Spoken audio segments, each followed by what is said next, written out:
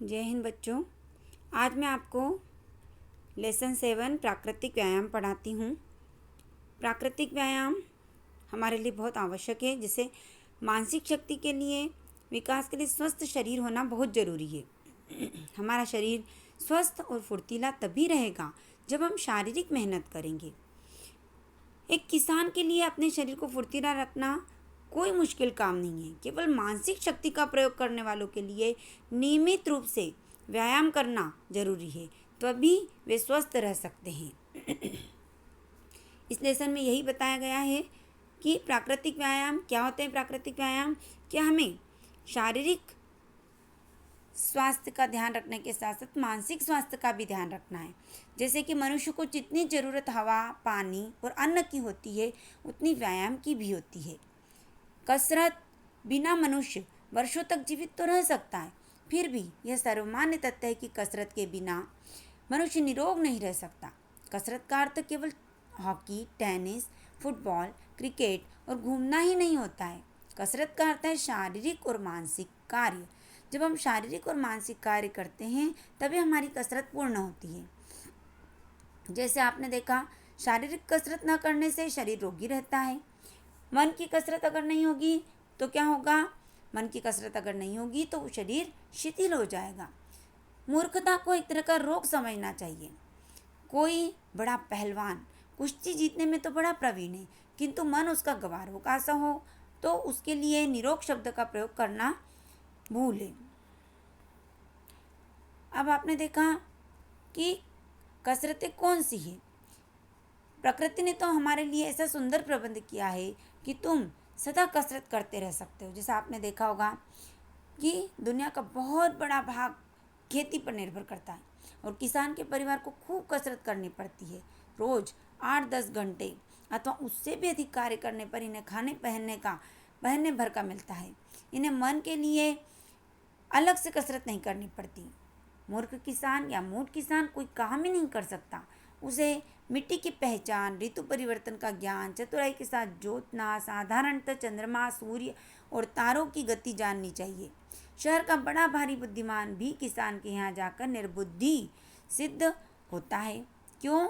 क्योंकि किसान को बहुत ज्ञान होता है। उसे प्रकृति के बारे में ज्ञान होता है, उसे तारों की गति, सूर्य की, चंद्रमा की, बारिश के बारे में सब कुछ पता होता है, क्योंकि वो खेती करता है और खेती उसी अनुसार करता है। वो किस मौसम में किस ऋतुओं का ज्ञान होता है, किस मौसम में कौन सी फसल को बोना है, कौन सी फसल किस मौसम में अधिक लाभदायक रहेगी। तो ये सारी बातें किसान को पता होती है। किसान ये बता सकता है कि अमुक बीज कब बोया जाता है। उसे आसपास के रास्तों का ज्ञान होता है।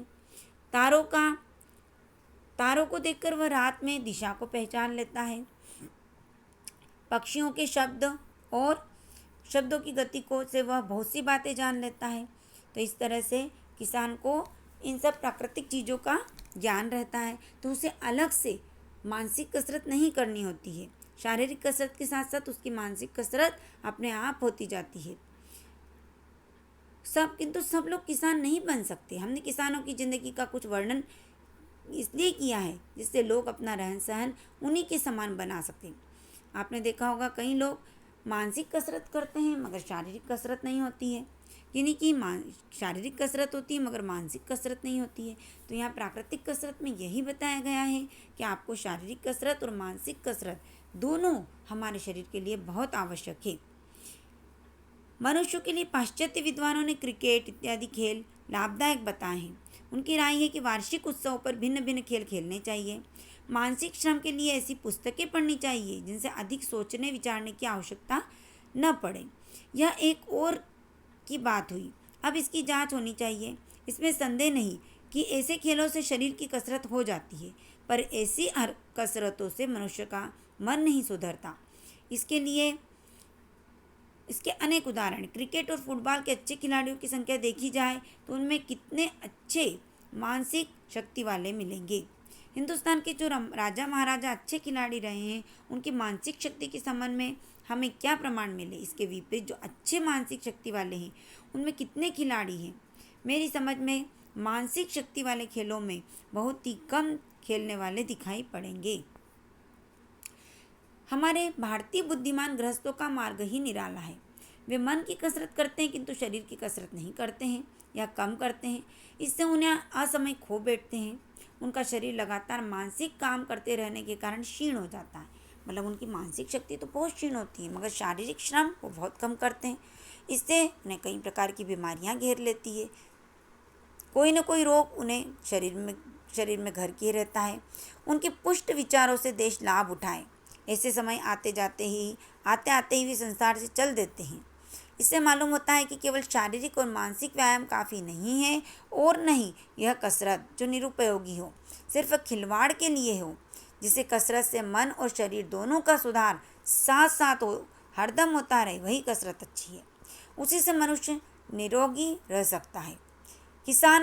किसानों में ये दोनों गुण होते हैं। जमीन का काम करने की कसरत के अलावा सर्वोत्तम कसरत है चलना। इसे कसरतों की रानी भी कहा जाता है। जब हम चलते हैं, तेजी से चलते हैं, चलने से शरीर के प्रत्येक भाग में खून तेजी से दौड़ा करता है। प्रत्येक अंग में हलचल पैदा होती है और सारा शरीर कस उठता है। चलने से हाथ पैर तो चलते ही हैं, साथ ही बाहर की शुद्ध हवा मिलती है। बाहर के सुंदर दृश्यों का आनंद भी प्राप्त होता है। सदा एक ही जगह और गलियों में नहीं चलना चाहिए। खेतों और जंगलों में घूमना आवश्यक है। वहाँ प्राकृतिक शोभा की कुछ परख होती है। 1-2 मील चलना कोई चलना नहीं कहलाता। 10-12 मील चलना है। जो लोग प्रतिदिन ऐसा न कर सके वे प्रति रविवार को खूब चले। तो यहाँ प्राकृतिक व्यायाम में यही बताया गया है कि हमें प्रकृति के द्वारा मानसिक और शारीरिक दोनों व्यायाम करना सिखाया गया है। तो हमें दोनों व्यायाम करना चाहिए और बहुत चलना चाहिए। जब हम चलते हैं तो हमारी पूरे शरीर में खून तेज़ी से दौड़ता है, जिससे कि हमारा अच्छा व्यायाम हो जाता है। इसलिए यहाँ पर सर्वोत्तम कसरत चलने को कहा गया है।